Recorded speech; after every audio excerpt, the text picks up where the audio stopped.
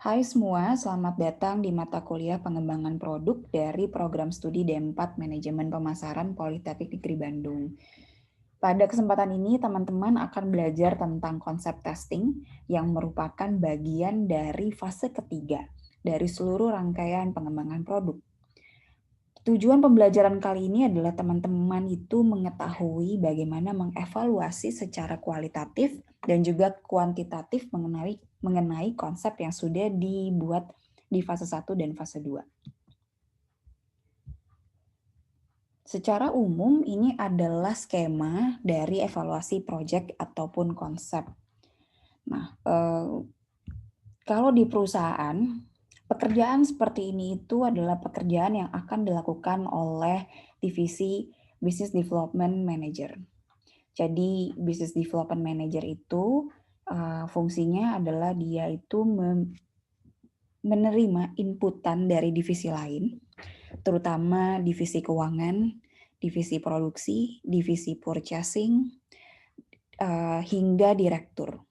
Jadi business development di sini harus bisa mengevaluasi secara kualitatif dan juga kuantitatif dari semua inputan dari berbagai divisi yang sudah saya sebutkan tadi. Nah, ini adalah gambaran secara umum bagaimana sih evaluasi yang akan dilakukan oleh business development manager tadi. Dimulai dari konsep, setelah menerima konsep harus bisa membuat entry screen, lalu customer screen, lalu yang ketiga adalah technical screen, dan yang terakhir adalah mengevaluasi secara garis besar dari ketiga screen tadi. Nah, di slide selanjutnya saya akan jelaskan bagaimana mengevaluasi secara kualitatif dan juga kuantitatif. Oke. Nah, untuk bisa mengevaluasi secara keseluruhan, kita harus mengetahui terlebih dahulu gambaran umum dari bagaimana sebuah perusahaan itu mengevaluasi sebuah konsep ya. Jadi evaluasi kita bisa lihat di sini ada kolom evaluation task dan juga evaluation teknik. Nah, kita masuk pada fase ketiga. Di sini inputan yang masuk itu adalah dari initial review dan juga the idea word screening.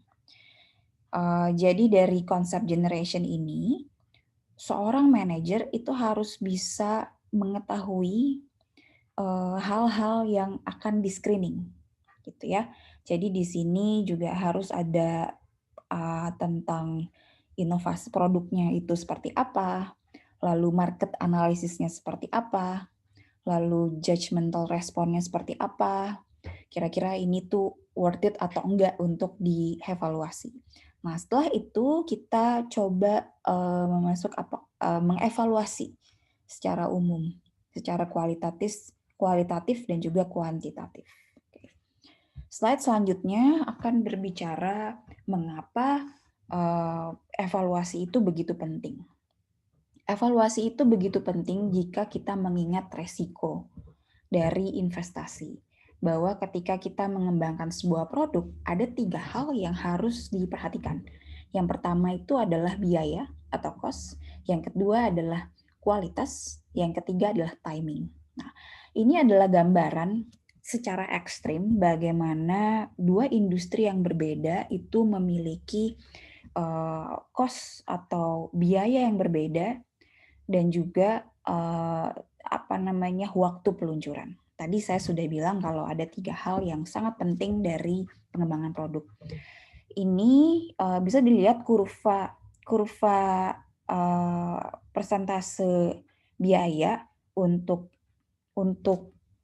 industri yang merupakan high tech itu cenderung lebih tinggi dari mulai fase awal pengembangan produk. Dan juga berbeda dengan consumer products atau mungkin bisa dibilang ini tuh namanya industri fast moving products. Nah, itu contohnya tuh seperti makanan, minuman, lalu sampo dan lain-lain. Berbeda dengan high tech product seperti produk teknologi seperti pesawat, terus seperti farmasi dan lain-lain. Kenapa high tech itu begitu tinggi? Kenapa? Karena ada resiko yang dia harus bebankan di setiap fase pengembangan produknya. Itu artinya biaya R&D itu pasti besar di high tech products. Sementara kalau misalnya teman-teman bekerja di fast moving average products atau yang seperti yang tadi saya bilang, itu biaya R&D tidak terlalu besar. Sehingga ini sangat sangat terlihat gitu perbedaan kurva perbandingan antara biaya dan juga timing. Nah, ini sebagai gambaran, kalau teman-teman baca e-booknya, ini tuh kurva seperti ini adalah kurva ideal, di mana persentase maksimum dari high-tech industri itu 80% dari modal itu harus terserap di fase evaluasi, gitu ya. Jadi kalau sudah melebihi itu artinya dia sudah high risk. Gitu. Nah, orang marketing atau orang business developer harus paham, harus bisa mengukur bagaimana resiko ini. Oke. Nah, setelah itu adalah slide sebelumnya adalah gambaran bagaimana perbedaan perbandingan di dua industri yang ekstrim berbeda. Nah, setelah teman-teman mendapatkan konsep gitu ya, konsep dari fase kedua, mungkin dari divisi R&D atau divisi production. Nah, teman-teman itu harus bisa mengukur kira-kira resiko ini untuk dipasarkan seperti apa. Jadi, orang marketing itu harus memahami, harus menguasai dua hal. Yang pertama adalah perspektif konsumen, yang kedua adalah perspektif kompetitor. Ketika konsep itu sudah masuk, teman-teman harus bisa men-screening apakah kira-kira produk ini tuh termasuk yang resiko tinggi atau resiko rendah.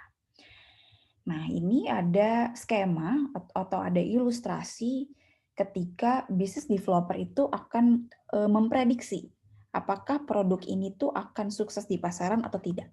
Ya, jadi kalau dari awal, wah ini kayaknya terlalu beresiko dari sisi waktu, dari sisi teknologi, dan juga dari sisi cost, dia akan stop project kalau gitu tidak dilanjutkan. Nah, tidak hanya faktor 3 tadi, tapi juga kita harus memikirkan bagaimana kecenderungan perilaku konsumen dan juga lihat kompetitor. Nah, jadi di sini juga kita harus bisa melihat inovasi juga. Kalau ternyata dari sisi, walaupun ini beresiko misalnya dari sisi biaya, lalu dari sisi waktu, tapi ide dari pengembangan dari produk yang baru ini tuh termasuk yang baru dan sedang dibutuhkan. Berarti kita masuk ke new to the world konsep gitu ya, di mana produk ini itu baru namun beresiko. Gitu. Lalu bisa juga nih consider yang BA. Produk ini tuh akan gagal di pasaran, tapi masuk next evaluation. Kenapa? Karena ada opportunity cost. Masuknya opportunity cost itu gimana? Jadi kalau diukur-ukur nih dari sisi requirement produknya, dari sisi kriteria produknya, kalau tidak diluncurkan akan ada peluang yang perusahaan itu tidak akan tidak akan diambil, tapi itu bisa diambil oleh kompetitor. Nah, seperti itu gambarannya. Jadi mungkin teman-teman bisa cari apa itu opportunity cost atau bisa ingat-ingat lagi pelajaran ekonomi gitu ya. Nah, dalam mengevaluasi perencanaan konsep ini, teman-teman tuh harus punya perspektif kualitas dan juga kuantitas. Jadi ini ada 4 perspektif, ini secara kualitas ya. Kita langsung ke slide selanjutnya. Yang pertama adalah perspektif rolling evaluation. Rolling itu kan kalau dalam bahasa Inggris tuh artinya gulungan ya. Gulungan. Jadi ibaratnya tuh seorang business developer ketika dia itu mengevaluasi konsep, dia itu akan terus bergulat pada hal yang sama. Dia akan terus pusing dengan hal yang itu-itu aja, gitu ya. Kenapa seperti itu? Karena semua yang terjadi dalam bisnis itu adalah sementara atau tentatif. Nah, ini ada 6 faktor yang mengakibatkan evaluasi itu terus bergulir atau rolling evaluation. Yang pertama adalah project yang sedang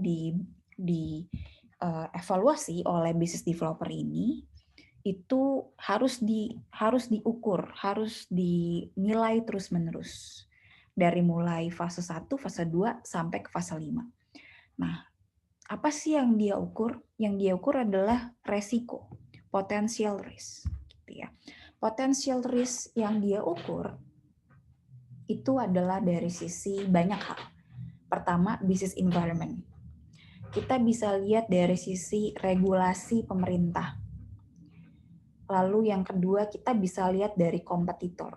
Kira-kira kompetitor itu bagaimana gitu ya dalam mengembangkan produk, sudah sejauh apa. Lalu yang kedua, acceptance dari konsumen. Nah, yang kedua adalah faktor finansial. Bukan berarti secara rolling evaluation ini hanya mengukur faktor kualitas, tapi juga harus bisa mengukur faktor kuantitas. Bahwa financial analysis itu harus terus diukur dalam setiap pengembangan produk. Jadi pusingnya orang-orang business developer itu adalah kira-kira budgetnya berapa? Kira-kira profit yang akan kita dapatkan itu tuh berapa persen? Margin profitnya berapa? Nah, tapi hambatannya dari proses ini tuh adalah data. Bahwa ketika kita ingin menyusun analisis finansial yang lebih kompleks, dalam artian di sini mungkin estimasi, forecasting, dan lain-lain, kita masih kekurangan data. Nah, itulah pusingnya business developer. Lalu yang ketiga adalah faktor manusiawi ya, bahwa ketika kita mengevaluasi itu pasti ada banyak ide-ide yang berseliweran di pikiran business developer. Ini harusnya kayak gini, ini kayaknya resikonya ke sini. Nah, itu kadang business developer tuh overwhelming dengan resiko-resiko yang akan terjadi. Lalu keempat itu adalah marketing. Jadi walaupun dalam proses pengembangan produk, marketing atau dalam artian bukan marketing kita memasarkan ya, tapi evaluasi preferensi konsumen itu akan terus ada dari divisi lain. Mungkin dalam hal ini adalah divisi purchasing. Nah, pastikan ketika dalam fase pengembangan produk, developer itu akan menerima inputan terus-menerus dari purchasing bahwa ini kayaknya kalau kita contoh gampang gini. Kalau misalnya produk kosmetik sedang mengeluarkan produk baru di segmentasi pasar yang berbeda misalnya, segmentasi umur misalnya ya. Tapi ternyata muncul keluhan nih dari purchasing manager. Kayaknya kalau kita ngeluncurin produk yang ini konsumen konsumen lagi tidak dibutuhkan deh. Soalnya dilihat dari penjualan produk yang sama dengan segmentasi yang pasar yang sama nih itu penjualannya menurun dan lain-lain. Nah, itu tuh adalah kondisi yang akan diterima kalau teman-teman masuk menjadi business developer manager. Nah, intinya adalah ketika masuk pada evaluasi yang terus-menerus ini semua tergantung dari mindset-nya, tergantung dari mindset baik atau tidaknya. Jadi dalam hal ini kita tidak bisa berprasangka, harus ada evaluasi kuantitatif, gitu ya. Nah, ini kondisi yang pertama. Kondisi yang kedua itu adalah potoles. Potoles itu kalau dalam bahasa Inggris itu, di bahasa Indonesia kan itu artinya adalah lubang-lubang kecil yang ada di gua. Jadi ibaratnya tuh gini, kalau teman-teman itu menyusun sebuah produk baru, gitu ya. Ibaratnya kan produk yang besar gitu.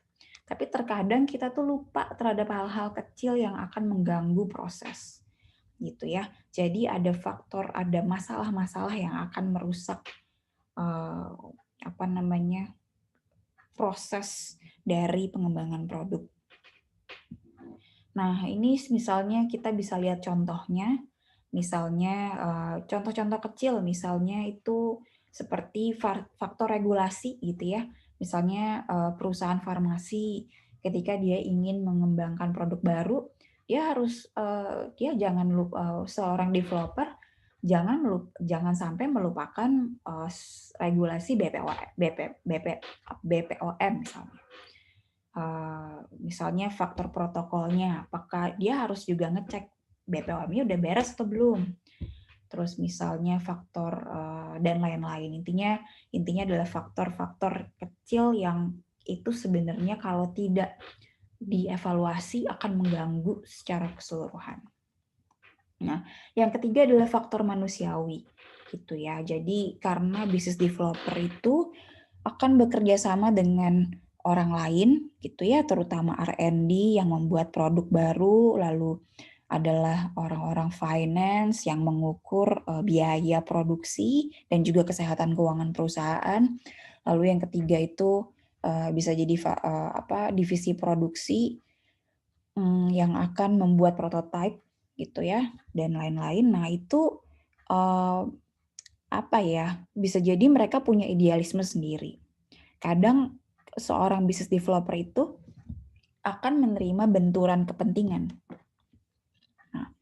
Nah, jadi di fase evaluasi ini akan banyak hambatan yang berupa idealisme orang-orang lain, idealisme dari divisi lain. Nah, lalu yang kedua itu adalah resiko personal, resiko karyawan. Kalau ternyata dari divisi business developer ini kayaknya inovasinya atau produknya tidak bisa dilanjutkan. Nah, itu akan mempengaruhi gaji divisi lain. Sehingga agak dilematis menjadi seorang business developer manager. Nah, oleh sebab itu, business developer itu harus bisa memikirkan sistem yang tepat dari mulai awal sampai akhir supaya hal-hal seperti ini tidak terjadi. Gitu. Nah, faktor yang keempat itu adalah faktor pengganti. Jadi dalam ini kan fase perencanaan ya, belum fase prototyping gitu. Ini tuh fase baru konsep. Nah, kita itu harus bisa menemukan pertanyaan pengganti dari pertanyaan yang sesungguhnya. Maksudnya gini, kadang menjadi business developer itu kan pasti punya ekspektasi bagaimana konsumen itu akan menerima produk yang ingin kita luncurkan. Tapi untuk mencari ekspektasi itu kan butuh waktu. Sehingga business developer itu harus mencari alternatif cara bagaimana memastikan bahwa produk ini nantinya bisa diterima kalau diluncurkan. Nah, oleh sebab itu butuh yang namanya surrogate questions gitu ya. Jadi misalnya gini, apakah konsumen itu butuh dengan produknya? Berarti diganti pertanyaannya. Apakah prototipe produk ini bisa terus dilakukan setelah konsep testing? Terus yang kedua, apakah kalau kita meluncurkan, misalnya real question-nya adalah apakah kalau produk ini diluncurkan ini masih bisa kompetitif dengan kompetitor.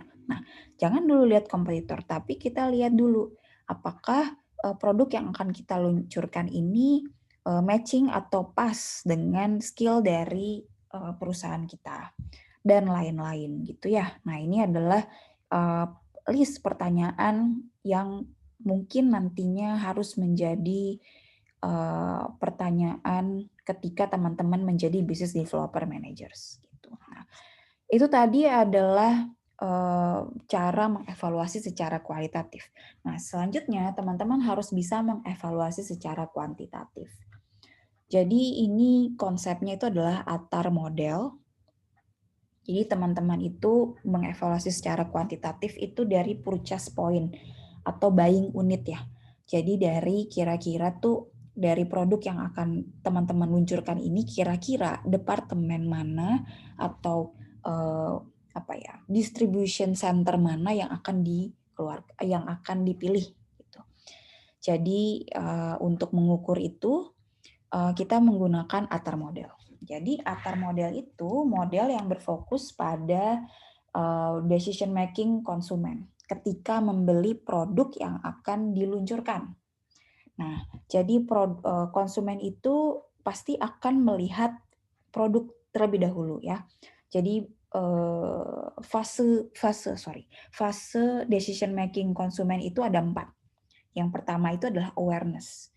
Jadi fase yang pertama itu adalah konsumen akan aware atau sadar dengan produk yang kita ingin jual.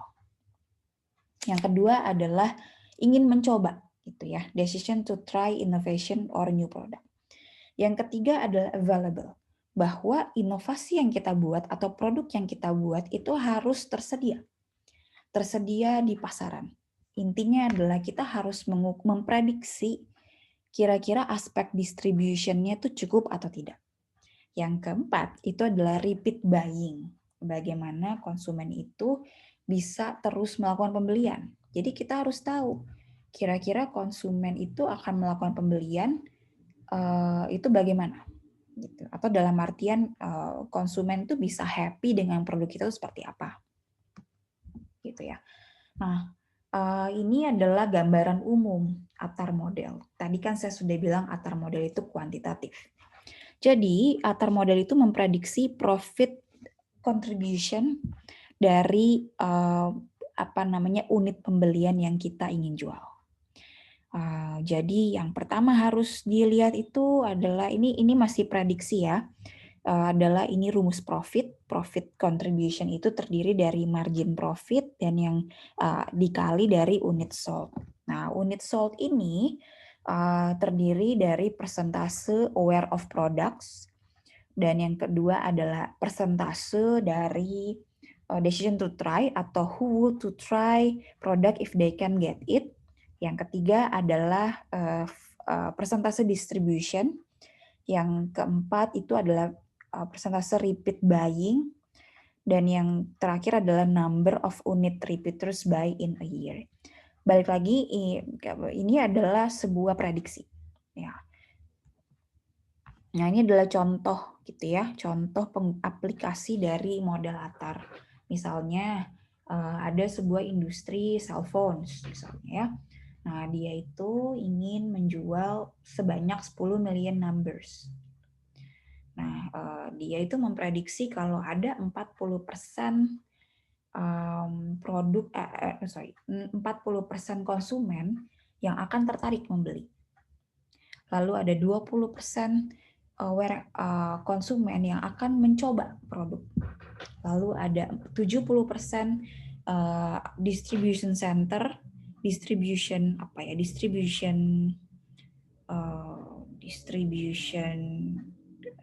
points yang akan menampung produk kami. Lalu juga ada 1,20 atau 20% konsumer itu diprediksi akan membeli. Lalu ini adalah harga jual. Nah, yang terakhir hasil dari ATAR model itu adalah berapa persen profitnya. Nah, bagaimana cara mendapatkan persentase ini kan dijelaskan di minggu selanjutnya. Nah, lalu apa sih yang harus diperhitungkan? Ini kan ATAR model itu hanya prediksi. Presentasi yang kalian lihat itu adalah prediksi. Nanti di minggu berikutnya akan dijelaskan bagaimana mendapatkan prediksi itu. Kan? Nah, jadi yang harus dicamkan baik-baik dari ATAR model itu adalah semua faktor persentase yang dicantumkan itu adalah estimasi, ya kan? Nah, lalu estimasi ini sebenarnya bisa diimprove kalau ternyata profit contribution atau profit forecast itu tidak mencukupi.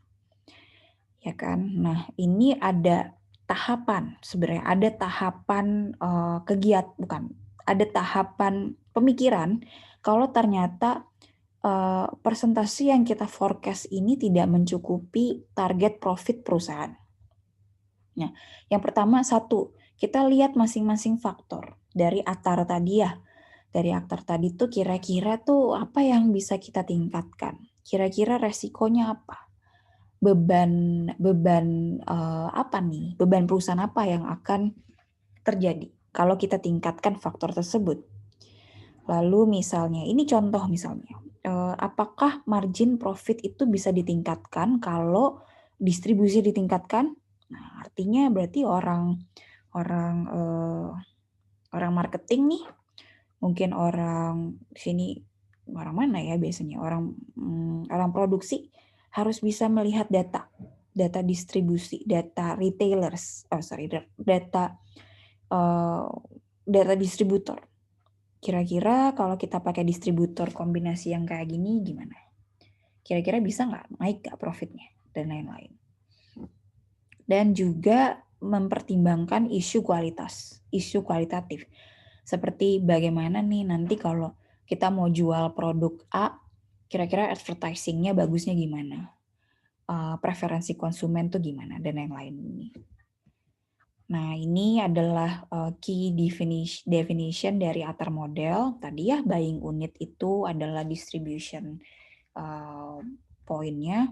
Bisa ke retailers, bisa ke rumah, atau purchasing manager family, dan atau maksudnya purchasing manager di sini, ini hanya bisa purchasing manager yang menentukan, karena purchasing itu bagian dari distribution juga. Gitu. Jadi sebagai business developer itu harus bisa menanyakan ke purchasing manager, gitu ya. Lalu yang kedua awareness, kira-kira nih ketika menjual produk ini, apakah konsumen itu sudah cukup tahu tentang produk, kriteria atau konsep dari produk yang ingin kita jual. Lalu yang kedua adalah trial, kira-kira ini tergantung dari product type. Trial di sini itu, biasanya ini familiar dengan produk-produk seperti high tech ya, seperti smartphone.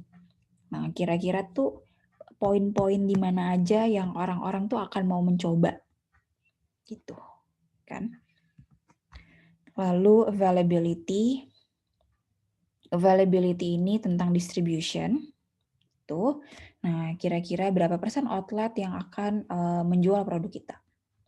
Lalu yang keempat itu adalah repeat is actually measure of how successful. Jadi kira-kira seberapa sukses produk ini akan dibeli terus-menerus gitu. Dan mungkin sekian sekian pembelajaran hari ini. Sampai bertemu di pembelajaran berikutnya.